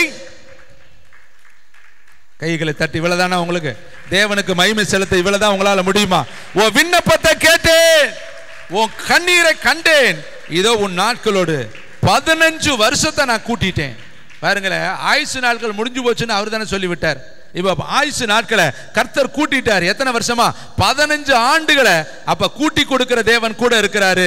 கண்ணீரை துடைக்கிற தேவன் கூட இருக்கிறாரு. விண்ணப்பத்தை கேட்கிற தேவன் கூட இருக்கிறாரு. உன்னுடைய உணர்வுகளை புரிந்து கொள்ளக்கூடிய தேவன் கூட இருக்கிறாரு. இதை கேட்கிற தம்பி, தங்கச்சி, தாயே, தகப்பனே, நீ அந்தரங்கத்துல பண்ற ஜெபத்திற்கும் பதில் உண்டு, வெளியரங்கமாய் பண்ற ஜெபத்திற்கும் பதில் உண்டு. யார் நிமித்தம் நீ என்ன ஜெபம் பண்ணி இருந்தாலும் அந்த ஜெபம் என் தேவனுடைய பார்வையில விலைமதிக்க முடியாததா இருக்கிறது. ஏனென்றால் அவருக்கு தாவீது ஒரு பெயர் வைத்தாரு, விண்ணப்பத்தை கேட்கிறவரே. கைகளை தட்டி கர்த்தருக்கு நன்றி சொல்லலாமா? கர்த்தருக்கு ஒரு பெயர் என்ன தெரியுமா? விண்ணப்பத்தை கேட்கிறவர். அவர் விண்ணப்பத்துக்கு பதில் கொடுக்கிற தேவன், அவர் விண்ணப்பத்துக்கு பதில் கொடுக்கிற தேவன் என்று சொல்லி வேதம் சொல்கிறது. அருமையான தம்பி, எசேக்கியா மிகவும் அழுதான், மிகவும் அழுதான். இவன் அழுததுக்கு என்ன காரணம்? வியாதிங்க. ஒருவேளை இன்னைக்கு வியாதியினால நீ அழுது கொண்டு இருக்கிறாயா? வியாதியினால நீ அழுது கொண்டு இருக்கிறாயா? வியாதி உன்னை வேதனைப்படுத்துகிறதா? ஏதோ மறைவான வியாதியினால நீ தாக்கப்பட்டு இருக்கிறாயா? மைண்ட் அளவுல நீ தாக்கப்பட்டு இருக்கிறாயா? ஹார்ட் அளவுல நீ தாக்கப்பட்டு இருக்கிறாயா? இல்ல டியூமர்னால நீ தாக்கப்பட்டு இருக்கிறாயா? அல்லது பின்னாடி கிட்னினால நீ தாக்கப்பட்டு இருக்கிறாயா? அல்லது லங்ஸால நீ தாக்கப்பட்டு இருக்கிறாயோ? ஏதோ ஒரு வியாதி உன்னுடைய வாழ்க்கையில உனக்கு வேதனையை கொண்டு வந்திருக்கிறதோ, அந்த வியாதி நிமித்தம் நீ புலம்பி புலம்பி புலம்பி புலம்பி அழுது கொண்டு இருக்கிறாயோ? நிச்சயமாய் அந்த அழுகையின் சத்தம் என் தேவனுடைய ராஜ்யத்தில் எட்டுங்க. தேவனுடைய பிள்ளைகளே, வேதம் சொல்லுது, ஆசாரியன் கூப்பிடும் பொழுது அந்த சத்தம் பரலோகத்தை எட்டினது என்று எழுதியிருக்கிறபடி நீ கூப்பிடும் பொழுதும் கர்த்தர் அந்த சத்தத்தை பரலோகத்தில் எட்ட பண்ணி உனக்கு ஒரு அற்புதத்தை செய்வார். நம்பிக்கையுடைய சிறைகளே, அரணுக்கு திரும்பு, ரெட்டிப்பான நன்மை இன்னைக்கு கர்த்தர் கொடுப்பார். நிச்சயமாய் இந்த ஆலய ஆராதனை முடிஞ்சு நீ வெளியேறும் பொழுது உன் கண்ணீர் நிரந்தரமாய் துடைக்கப்படும். நான் அல்ல, என் தேவன். வேதம் சொல்லுது, அவரே எல்லாருடைய முகத்தில் இருக்கிற கண்ணீரை அவர் துடைப்பார் என்று எழுதியிருக்கு. நம்பிக்கையோடு இன்னைக்கு நீங்க புறப்படுங்க. உன் கண்ணீர் துடைக்கப்படும். உன் வீட்டில் தேவதூதன் இறங்கி இருக்கிறதை நீ பார்க்க முடியும். உன் வீட்டுக்குள்ள அற்புத அடையாளங்கள் நடப்பதை நீ பார்க்க முடியும். உன் தேவைகள் சந்தித்திருப்பதை நீ பார்க்க முடியும். உனக்கு விரோதமாய் எழும்பின அம்மோனியர்கள், மோபாபியர்கள், கிர்காசியர்கள், எபூசியர்கள் ஒருவருக்கு விரோதமாய் ஒருவரை கர்த்தர் பட்டயத்தை ஓங்க பண்ணி அவர்களை நிர்மூலமாக்கி உனக்கு ஜெயத்தை கொடுப்பதை நீ பார்க்க முடியும். நிச்சயமாய் உன் எல்லைகளுக்குள்ள தேவனுடைய வல்லமை இறங்கி இருப்பதை நீ உணர முடியும். இந்த நாள் உன் கண்ணீருக்கு நிரந்தரமான விடுதலை கொடுக்கிற நாள். விசுவாசிக்கிற பிள்ளைகள் 2 கரங்களை தட்டி, ராஜாதி ராஜனே, கர்த்தாதி கர்த்தரே, ஒருவராய் பெரிய அதிசயம் செய்கிற தேவனுக்கு நன்றி பலிகளை செலுத்துங்க. ஏசப்பா, என் கண்ணீரை தொடச்சிருங்க. எசேக்கியாவின் கண்ணீரை தொடச்சீரே, தாவீதின் கண்ணீரை தொடச்சீரே, ஆகாரின் கண்ணீரை துடைத்தீரே, நெகேமியாவின் கண்ணீரை துடைத்தீரே. இன்றைக்கு இந்த ஆலயத்தில் உட்கார்ந்து இருக்கிற என்னுடைய கண்ணீரையும் நீங்க துடைக்கணும். நான் தினந்தோறும் அழுது கொண்டு இருக்கிறேன், அந்தரங்கத்தில் அழுது கொண்டு இருக்கிறேன், வேலை பார்க்கிற இடத்துல அழுது கொண்டு இருக்கிறேன், வாகனங்கள்ல போகும் பொழுது அழுது கொண்டு இருக்கிறேன். இரவு பகலா என் கண்ணீரால் என் படுக்கையை நான் நினைக்கிறேன். என்னுடைய கண்ணீருக்கு ஒரு விடுதலை வேணும் என்று சொல்லி விரும்புகிற பிள்ளைகள் இந்த நாளில் இயேசுவின் நாமத்தில் சொல்லுங்க. உங்க கண்ணீரை கர்த்தர் நிரந்தரமாய் துடைப்பார். இன்னொரு மனுஷன் எப்படி அழுதான் என்பதை நான் உங்களுக்கு காண்பிக்க விரும்புகிறேன். எரேமியா தீர்க்கதரிசி புஸ்தகம், எரேமியா 14ஆம் அதிகாரம் 17ஆம் வசனத்தை வாசிக்கலாம். கர்த்தரை நோக்கி தீர்க்கதரிசிகளை என் நாமத்தை கொண்டு என்ன சொல்றாங்க? பொய்யான தீர்க்க தரிசனம் சொல்கிறார்கள். நான் அவர்களை அனுப்பினது இல்லை, அவர்களுக்கு கற்பித்ததும் இல்லை, அவர்களோடு பேசினதும் இல்லை. அவர்கள் கள்ள தரிசனங்களையும் கள்ள சகுனங்களையும் இல்லாத விஷயங்களையும் தங்கள் இருதயத்தின் கபடத்தையுமே உங்களுக்கு தீர்க்க தரிசனமாய் சொல்கிறார்கள். ஆதலால் நான் அனுப்பாதிருந்தும் என் நாமத்தை கொண்டு தீர்க்க தரிசனம் சொல்லி இந்த தேசத்திலே பட்டயத்தையும் பஞ்சமும் வருவதில்லை என்று தீர்க்கதரிசிகளை குறித்து இப்படிப்பட்ட தீர்க்கதரிசிகள் பட்டயத்தாலும் பஞ்சத்தாலும் சாவார்கள். அவர்களிடத்தில் தீர்க்க தரிசனம் கேட்கிற ஜனங்களும் எருசலேமின் வீதியிலே பட்டயத்தாலும் பஞ்சத்தாலும் அழிந்து அவர்களும் அவர்கள் மனைவிகளும் அவர்கள் குமாரர்களும் அவர்கள் குமாரத்திகளும் அடக்கம் பண்ணுவார் இல்லாமல் கிடப்பார்கள். அவர்களுடைய பொல்லாப்பை அவர்கள் மேல் வர பண்ணுவேன் என்று கர்த்தர் சொல்கிறார். என் கண்களில் இருந்து இரவும் பகலும் ஓயாமல் கண்ணீர் ஓடிக்கொண்டே இருக்கும். என் ஜனம் என்கிற குமாரத்தி ஆகிய கன்னிகை மகா வேதனையுள்ள அடியினாலும் கொடிய காயத்தினாலும் சேதப்பட்டிருக்கிறாள். இப்ப பாருங்களே, இந்த எரேமியா சொல்றாரு, பொய் தீர்க்க தரிசனத்தை நம்பி பாதிக்கப்பட்டு வேதனைப்படுத்தப்பட்டு கண்ணீரோடு இருக்கிற ஜனங்களுக்கு பார்த்து எரேமியா சொல்றாரு, என் கண்களில் இருந்து இரவும் பகலும் ஓயாமல் கண்ணீர் ஓடிக்கொண்டே இருக்கு.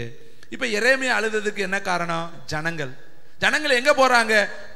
பொய்யை நாடி போறாங்க, பொய் வெளிகள்ல போறாங்க, பொய்யை பின்பற்றி ஒரு கூட்டம் போய்கிட்டே இருக்கு. இதை பார்த்துட்டு எரேமியாவுடைய கண்கள்ல இரவும் பகலும் ஓயாமல் கண்ணீர் வருதான். ஒருவேளை இன்னைக்கு நீங்க ஜனங்களுக்காக அழுது கொண்டு இருக்கிறீங்க. பாவ வழியில போறாங்களே, விக்கிரக வழியில போறாங்களே, வேசி மார்க்கத்துல வாழ்றாங்களே, விபச்சாரத்துல வாழ்றாங்களே, காழ்ப்புணர்ச்சியில வாழ்றாங்களே, அசுத்தமான காரியங்கள்ல எங்கள் ஜனங்கள் வாழ்றாங்கன்னு சொல்லி ஒருவேளை அவர்கள் நிமித்தம் நீ கண்ணீர் வெடித்து கொண்டு இருக்கிறாயோ? நிச்சயமாய் உன் கண்ணீரை கர்த்தர் என்ன பண்ணுவார்? கேட்டு பதில் கொடுப்பாரு. இன்னொரு மனுஷன் அழுததை நான் உங்களுக்கு காண்பிக்க விரும்புகிறேன். வாசிக்கலாம். யோவான் சுவிசேஷம் 20ஆம் அதிகாரம் 11ஆம் வசனம். மரியாள் கல்லறையின் அருகே வெளியே நின்று அழுது கொண்டிருந்தாள். அப்படி அழுது கொண்டிருக்கையில் அவள் குனிந்து கல்லறைக்குள்ளே பார்த்து இயேசுவின் சரீரம் வைக்கப்பட்டிருந்த இடத்திலே வெள்ளாடை தரித்தவர்களாய் 2 தூதர்கள் தலைமாட்டில் ஒருவனும் கால் மாட்டில் ஒருவனுமாக உட்கார்ந்து இருக்கிறதை கண்டாள். அவர்கள் அவளை நோக்கி, ஸ்திரியே, ஏன் அழுகிறாய் என்றார்கள். அதற்கு அவள், என் ஆண்டவரை எடுத்துக்கொண்டு போய்விட்டார்கள், அவரை வைத்த இடம் எங்களுக்கு தெரியவில்லை என்றார். இவைகளை சொல்லி பின்னாக திரும்பி இயேசு நிற்கிறதை கண்டாள். ஆனாலும் அவரை இயேசு என்று அறியாதிருந்தாள். இயேசு அவளை பார்த்து, ஸ்திரியே, ஏன் அழுகிறாய்? யாரை தேடுகிறாய்? இங்க ஒரு அருமையான மகள், மகதலேனாள் மரியாள்.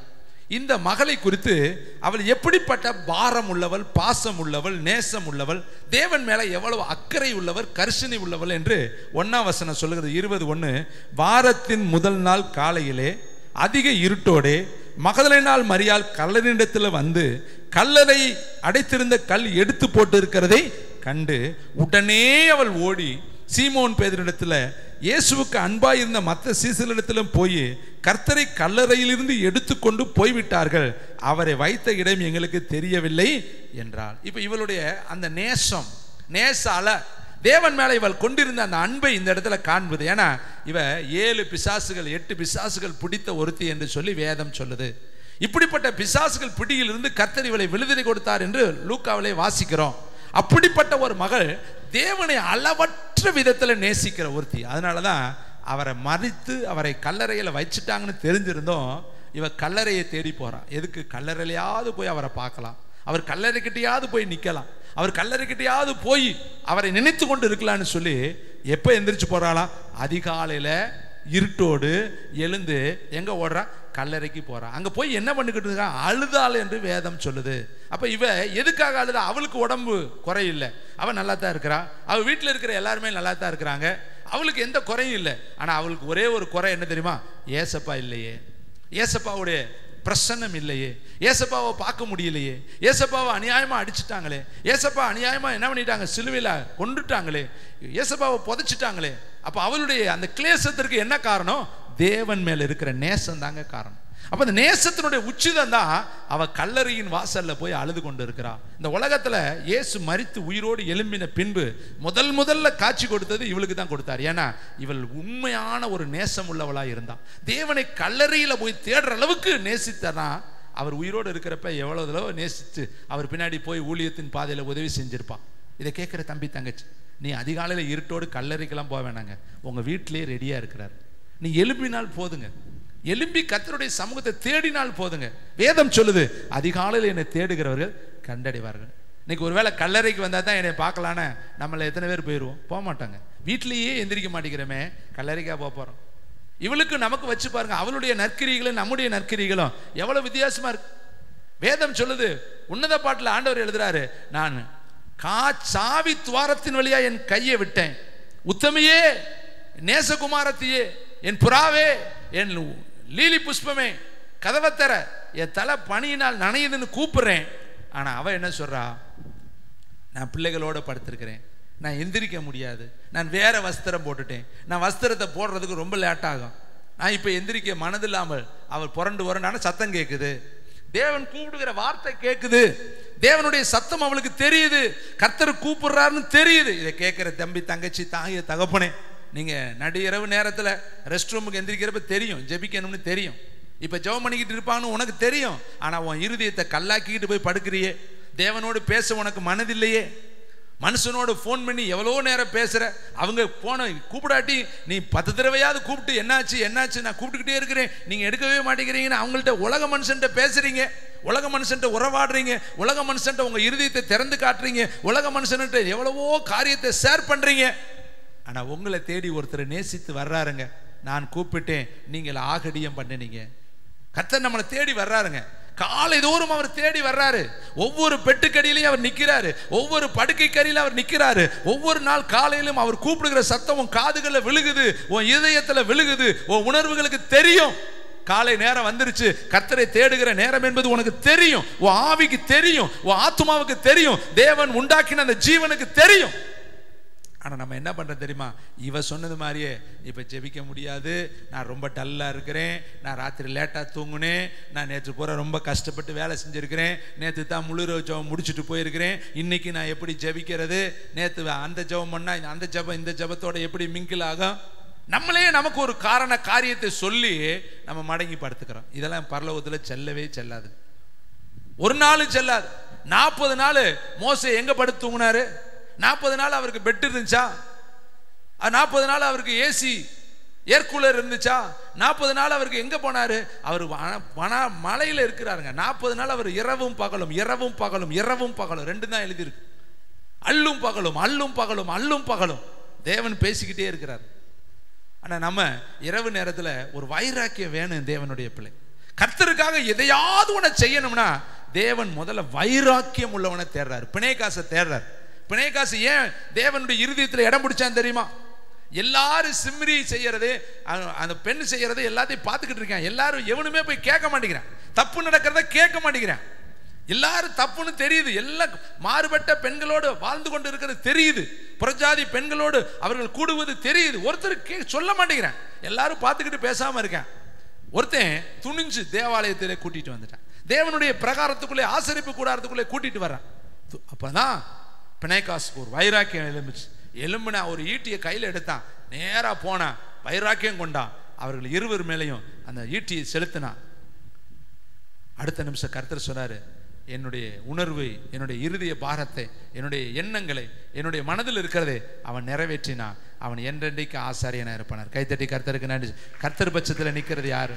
மோசே கூப்பிடுறாரு, யாருப்பா கர்த்தருடைய பட்சத்தில் இருக்கிறது? 12 கோத்திரம் நிற்குது, 12 பேர் அண்ணன் தம்பி, 12 பேர் தான் பாளையத்தில் தப்பு பண்ணிட்டான், 12 பேர் தான் உருவ வழிபாடு செஞ்சு எல்லாம் கந்தரவலம் பண்ணி அவன் வரங்களுக்குள்ளே பொற்கண்குட்டியை உண்டாக்கிட்டான். எல்லாம் கொண்டு வந்த வெள்ளி பொண்ணை வைரத்தை வச்சு இவனே என்ன பண்ணிட்டான், சிற்ப கருவியை கருப்பிடித்து செஞ்சுட்டான். இப்போ அங்கிருந்து இறங்கி வர ஒரு ஆல்டர் கால் கொடுக்குறாரு. கர்த்தர் பட்சத்தில் நிற்கிறது யாரு? எடு பட்டயத்தை. என்ன செய்யணும்? உன் பெரியப்பையன் தான், உன் சித்தப்பையன் தான், உன் அண்ணன் தான், உன் மாமன் தான், உன் மச்சான் தான், உன் கோத்திரத்தான் தான், உன் இனத்தான் தான், அதெல்லாம் பார்க்கக்கூடாது. கர்த்தருடைய பட்சத்தில் இருந்து அவனை என்ன பண்ணணும்? சங்கரிக்கணும். அவ்வளோதான். அன்றைக்கு எத்தனையோ லட்சக்கணக்கான பேர்கள் மாண்டார்கள் என்று வேதம் சொல். கர்த்தருக்காய் வைராக்கியம் பாராட்டுற தேவனுடைய பிள்ளைகளை, தூக்கத்திலிருந்து முதல்ல நீ எழும்பி வைராக்கியம் பாராட்டு. முதல்ல நீ போய் பட்டயத்தை எடுத்து வெட்டுறது போதும். முதல்ல தூக்கத்தை தியாகம். நீதிமொழிகள் 6ஆம் அதிகாரத்தை படிச்சு பாரு. தரித்திரம் வழிபோக்கனை போல வருமா?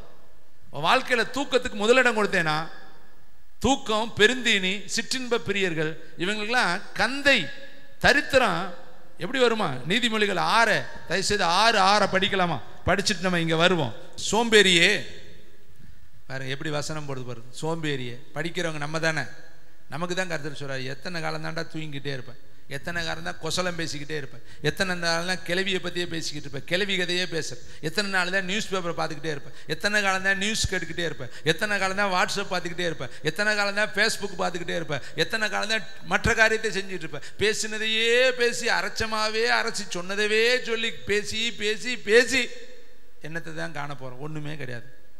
அவர் கேட்குறாரு நம்மளை பார்த்து, சோம்பேறி, எறும்புகிட்ட போய் அதன் வழிகளை பார்த்து ஞானத்தை கற்றுக்க. அதுக்கு எஜமானன் யாருமே கிடையாது, பிரபுவும் இல்லை, தலைவனும் இல்லை, அதிகாரியும் இல்லாத இருந்தும் கோடை காலத்தில் தனக்கு ஆகாரத்தை சம்பாதித்து அறுப்பு காலத்தில் தனக்கு தானியத்தை சேர்த்து வைக்குது. எறும்பு பாருங்க, ஒரு சின்ன ஜந்து, வேதம் சொல்லுது சின்ன ஜந்து, ஒரு சின்ன பிராணியா, அதுக்கு ஆறாத அறிவு கிடையாது, பகுத்தறிகிற அறிவு கிடையாது. ஆனால் அது கோடை காலத்துக்கு தெரியுது கோடை காலம் வரப்போகுது, அந்த கோடை காலத்துக்குள்ளே நம்ம என்ன பண்ணணும், எல்லாத்தையும் சேர்த்து வைக்கணும்னு அது சாப்பிடாம கொண்டு போய் சேர்த்து வைக்கணும். அதுக்கு தலைவன் கிடையாது, பிரபு கிடையாது, எஜமானன் கிடையாது, யாருமே கிடையாது. ஆனால் அது வேலை செய்யுது, சின்சியர் ஒர்க்கர்.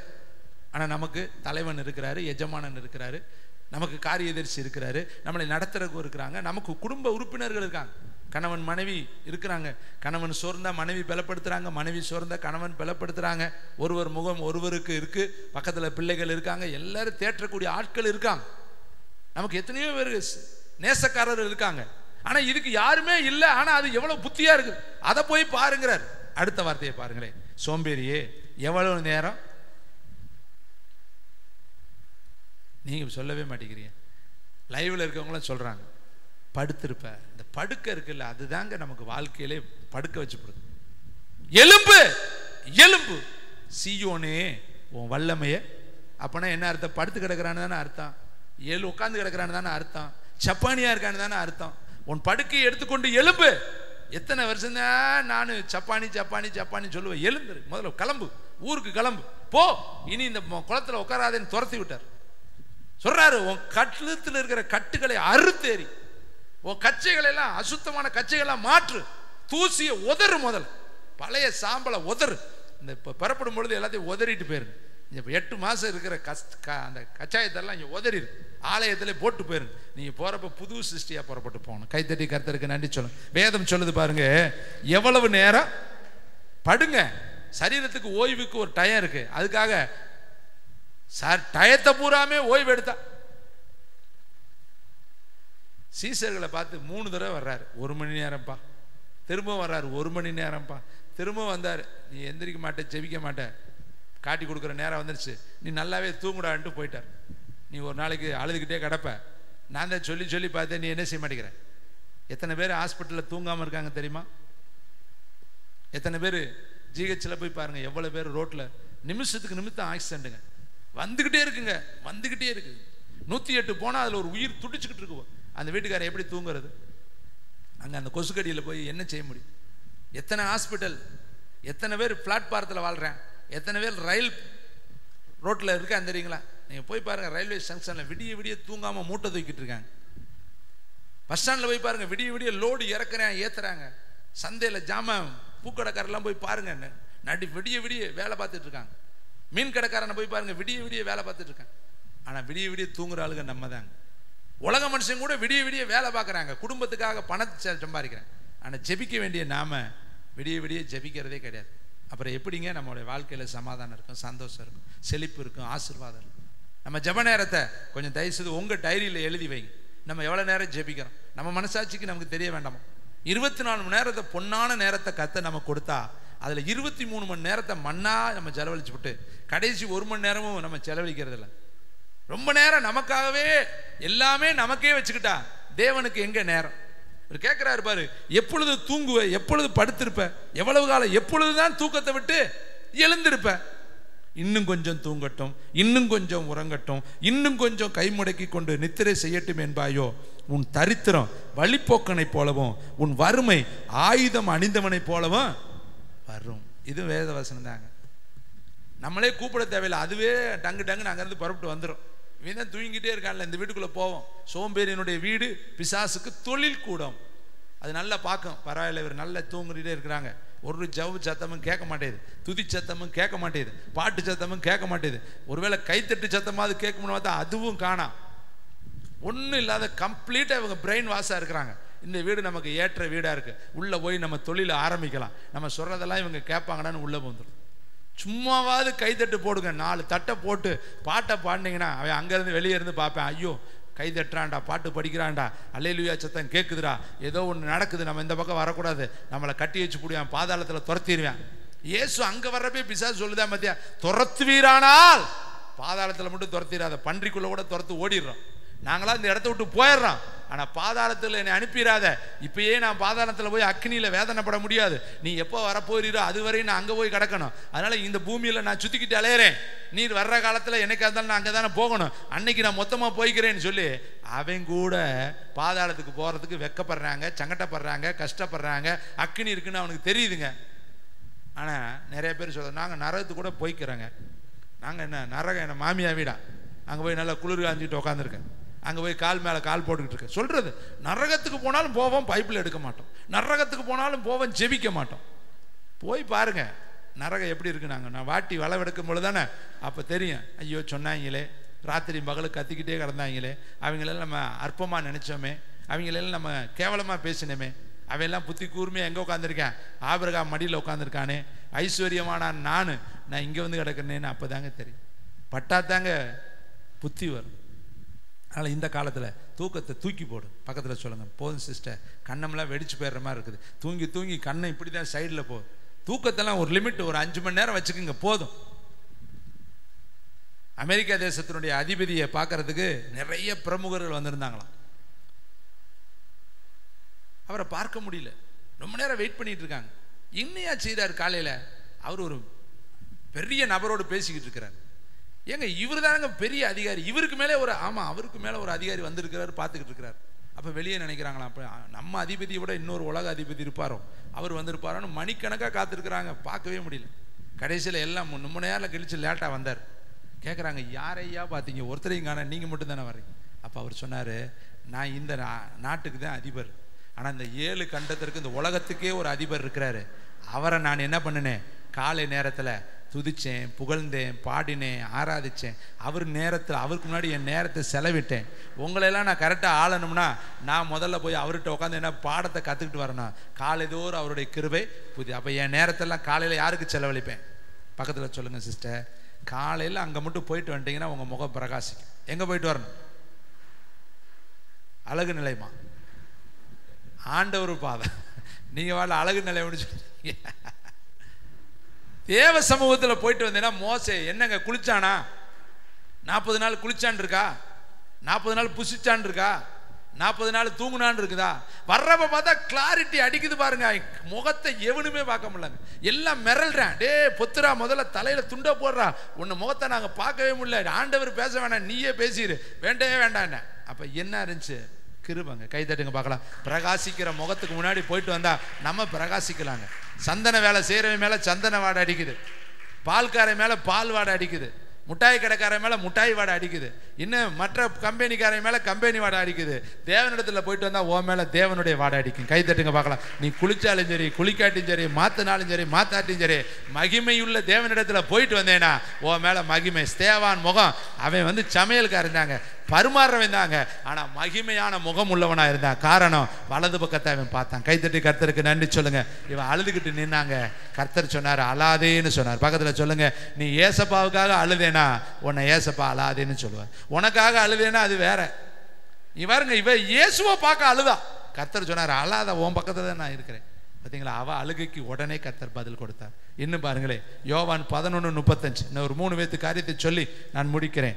யோவான் 11:35. இயேசு ஒரே வார்த்தையில் இருக்கு, இந்த வேதத்தில் ஒரே வரியில் இருக்கிறது இது ஒன்று தான். என்ன சொல்றாரு? இயேசு யாருக்காக, எதற்காக, எந்த சூழ்நிலையில்? அதுக்கு மேல் வசனத்தை பார்த்தீங்கன்னா வேதம் சொல்லுது பாருங்களேன். அதுக்கு மேல் வசனம் 31. அவள் அழுகிறதையும் அவளோடு கூட வந்த யூதர்கள் அழுகிறதையும் இயேசு கண்ட பொழுது ஆவியில் கலங்கி துயரமடைந்து அவனை எங்கே வைத்தீர்கள் என்றார். ஆண்டவரே வந்து பாருங்கள் என்றார்கள். இயேசு கண்ணீர் விட்டு. அப்ப யார் வீடு இது? மார்த்தாள் மரியாள் வீடு. அங்க வந்தவர்கள் எல்லாரும் யாரு? மார்த்தாளுக்கு சொந்தக்காரங்க, அங்க இருக்கிறவங்க எல்லாரும் அவருடைய ஜனங்கள். அப்ப இயேசுவும் அழுகிறார். யாருக்காக? லாசருக்காக அழுகிறாரு, மார்த்தாளுக்காக அழுகிறாரு, மரியாளுக்காக அழுகிறாரு. இன்னைக்கு உனக்காகவும் எனக்காகவும் அவர் அழுகிறார். இன்னமும் அழுதுகிட்டு தான் இருக்காரு. இப்படி இருக்கிறியே, அவரே வந்துட்டாரு, அழுதுகிட்டு இருக்காங்க. நீர் முன்னாடியே வந்திருந்தீரானால் நலமா இருக்கும். பாருங்க எவ்வளவு நல்ல பொன்மொழியெல்லாம் பேசுறான். அவர் பேச்செல்லாம் நீங்க கொஞ்சம் பாருங்களேன். 22ஆம் வசனம். இப்பொழுதும் நீர் தேவனிடத்தில் கேட்டுக்கொள்வது எதுவோ அது தேவன் உனக்கு தந்தருள்வார் என்று அறிந்திருக்கிறேன். இயேசு அவளை நோக்கி, உன் சகோதரன் உயிர்த்தெழுந்திருப்பான் என்றார். அதற்கு மார்த்தாள், உயிர்த்தெழுதல் நடக்கும், கடைசி நாளில் அவனும் உயிர்த்தெழுந்திருப்பான் என்று அறிந்திருக்கிறேன். இப்ப உயிர்த்தெழுவான்னு அவர் சொன்னா, இவ வியாக்கியானம் எப்படி கொடுக்குறா? உயிர்த்தெழுதல் நடக்கும், கடைசி நாளில் அவனும் எழுந்திருப்பான் என்பதை நானே அறிந்து. அப்ப இவ இயேசுவை பத்தி எவ்வளவு அறிஞ்சிருக்கா பார். இவ்வளவுதான் அவ அறிஞ்சது. அப்படிப்பட்ட ஒருத்தி அழுகும் பொழுது கூட ஏசப்பா என்ன பண்ணார் தெரியுமா? அவளுக்காக அவர் என்ன பண்ணாரு? என்னை இப்படி விசுவாசிக்காம இருக்கிறியே, என் கூட பழகி என்னை தெரிஞ்சு என்னை புரிஞ்சு என் வார்த்தை மேல உனக்கு விசுவாசம் இல்லையே.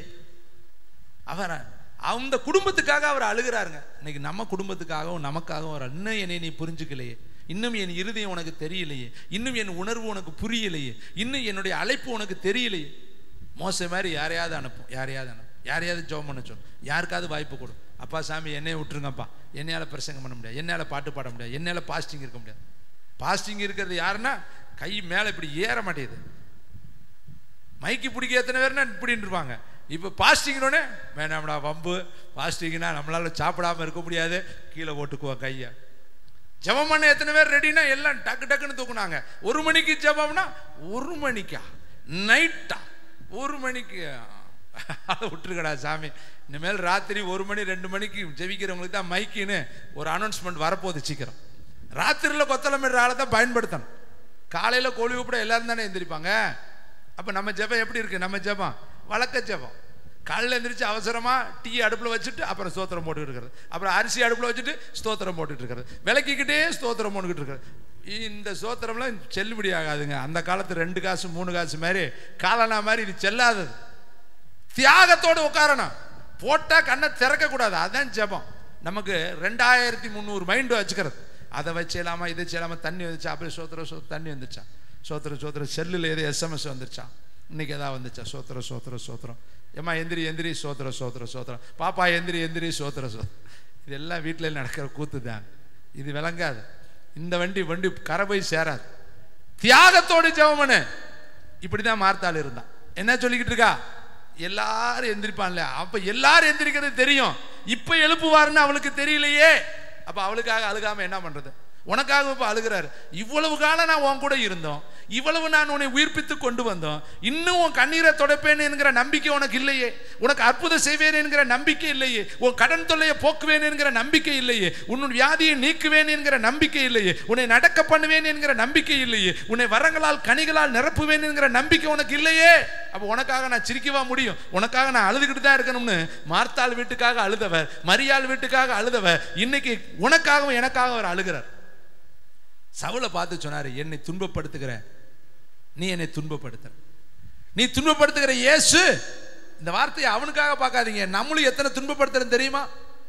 அவருடைய கற்பனைகளை மீறும் பொழுது அவர் துன்பப்படுத்தப்படுகிறார், அவருடைய வார்த்தையை கேட்காத பொழுது அவர் துன்பப்படுத்தப்படுகிறார், அவரை அசட்டை பண்ணும் பொழுது அவர் துன்பப்படுத்தப்படுகிறார். நிச்சயமாய் சவுலுக்கு தரிசனமானவர் உனக்கு முன்னாடி தரிசனமாகி சொல்லுவாரு, நீ துன்பப்படுத்துகிற இயேசு நான் தான். நாமும் கூட எத்தனையோ நாள் அவரை துன்பப்படுத்துறங்க. அதை நம்ம அறியாதபடி மனக்கண்கள் மூடி இருக்கு. நம்ம செய்யற எல்லாத்தையும் பார்த்து அவர் சந்தோஷப்பட மாட்டார். நம்ம செய்யற எல்லாவற்றுக்கும் அவர் மாளிகை கட்ட மாட்டார். எல்லாவற்றுக்காக அவர் ஆனந்த கழிப்பா இருக்க மாட்டார். எத்தனையோ காரியம் சவுல் 7 நாள் பொறுக்காத பொழுது அவர் துக்கப்பட்டார். மோசே கண்மலையில பேசுன்னு சொன்ன பொழுது அடித்த பொழுது அவர் துக்கப்பட்டார். உரியாவுடைய மனைவியை தனக்குன்னு எடுத்துக்கொண்ட பொழுது கர்த்தர் துக்கப்பட்டார். ஏவாள் ஆதாமும் தேவன் கொடுத்த அந்த கற்பனைகளை மீறி பழத்தை எடுத்துக்கொண்ட பொழுது அவர் துக்கப்பட்டார். ஆவியில் அழுதார், கலங்கினார், கண்ணீர் வடித்தார். என் ஜனம் என் வார்த்தைக்கு கீழ்ப்படியலேன்னு அவர் வியாகுலப்பட்டார். ஆதாம் துக்கப்படுத்தினான் கர்த்தரை, மோசே கர்த்தரை துக்கப்படுத்தினான், தாவீது கர்த்தரை துக்கப்படுத்தினான், அளவைத்தான். யூதாஸ் காரியத்தை காட்டி கொடுக்கும் பொழுது அவர் துக்கப்பட்டார். பேதுரு மறுதலிக்கும் பொழுது அவர் துக்கப்பட்டார். தோமா சந்தேகப்பட்ட பொழுது அவர் துக்கப்பட்டார். நம்முடைய வாழ்க்கையிலும் அவர் அநேக நேரத்தில் துக்கம் உள்ளவராய் காணப்படுகிறார். ஏன்னா நம்ம அவிசுவாசம், நம்ம சந்தேகம் நம்முடைய வாழ்க்கையில கர்த்தர் செய்வார் என்கிற நம்பிக்கை அற்ற நிலையில் இருக்கும் பொழுது அவர் வருத்தப்படுத்தப்படுகிறார். அடுத்து பாருங்க, லூக்கா 19:41 எடுக்க வேண்டாம். எருசலேம் நகரத்திற்காக கர்த்தர் கண்ணீர் விட்டார். நகரம் உனக்கு கிடைச்ச இந்த நல்ல நேரத்தில் நீ சமாதானத்துக்கு ஏற்றவைகளை செய்தாயானால் நலமா இருக்குமே, உன் கையில் இவ்வளவு பக்கத்தில் நான் வந்திருக்கிறேனே, நீ இப்படி இருக்கிறியே, இருமார்ப்பா இருக்கிறியே, கீழ்ப்படியாம இருக்கிறியே, முரட்டாட்டம் பண்ணிக்கிட்டு இருக்கிறேன்னு எருசலேம் பட்டணத்தை பார்த்து இயேசு கண்ணீர் விட்டார். லாசரு வீட்டு கண்ணீர் விட்டார், எருசலேம் பட்டணத்துக்காக அவர் கண்ணீர் விட்டார். அப்படியே நீங்க பார்த்தீங்கன்னா எரேமியா எபிரேயர் புஸ்தகத்தில் 5ஆம் அதிகாரம் 7ஆம் வசனம், மகா சத்தத்தோடும் கண்ணீரோடும் அவர் வேண்டுதல் பண்ணினார். இன்னும் வேதத்தில் நிறைய இடத்துல இருக்கு. வெளிப்படுத்தல் 7:17 வாட்சி முடிக்கலாம். வெளிப்படுத்தல் 7:17, 21:4. சிங்காசனத்தில் மத்தியில் இருக்கிற ஆட்டுக்குட்டியானவரே இவர்களை மேய்த்து இவர் ஜீவ தண்ணீர் உள்ள ஊற்றண்டைக்கு நடத்துவார். தேவன் தாமே இவர்களுடைய கண்ணீர் யாவையும் துடைப்பார். இவர்களுடைய கண்ணீர். அடுத்து பாருங்களே, 21ஆம் அதிகாரம் 4ஆம் வசனம், கடைசி வசனம் வாசிச்சுட்டு நம்ம எல்லாரும் எழுந்து நிற்கலாம். 21, அவர்களுடைய கண்ணீர் யாவையும் தேவன் துடைப்பார். இனி மரணமும் இல்லை, துக்கமும் இல்லை, அலறுதலும் இல்லை, வருத்தமும் இல்லை, முந்தினவைகள் ஒளிந்து போயின என்று விளம்பினது. எல்லாரும் செபிக்கும்படி எழுந்து நிற்கலாமா? இந்த காலை வேளையில இந்த சத்தத்தை கேட்கிற ஒவ்வொருடைய கண்ணீரையும் ஏசப்பா இந்த நாளில் துடைப்பாரு. நிச்சயமாய் உங்களுக்கு ஆனந்த களிப்பு உண்டாகும்படி இந்த மாத கர்த்தர் உங்களுடைய வாழ்க்கையில வெளிப்படுவார்.